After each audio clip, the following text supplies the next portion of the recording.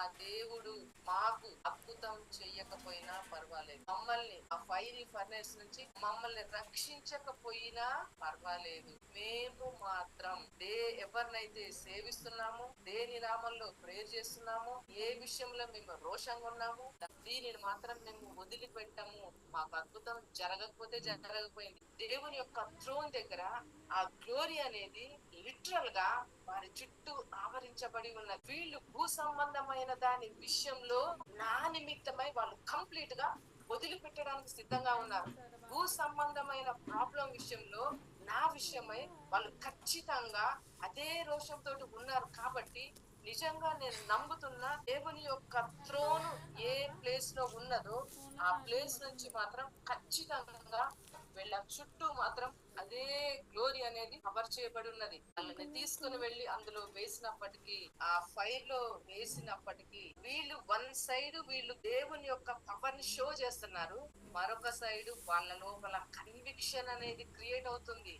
వాళ్ళ ఇన్సైడ్ లో సాల్వేషన్ అనేది స్టార్ట్ అవుతుంది. వాళ్ళ ఇన్సైడ్ ఐస్ అనేవి తెరవబడే టైం వచ్చింది. వాళ్ళు సేవించే వాళ్ళకున్న ఆ ప్రిన్సిపల్స్ అన్నిటిని కూడా ఇవి తప్పు అని ఒప్పుకునే టైం వచ్చింది.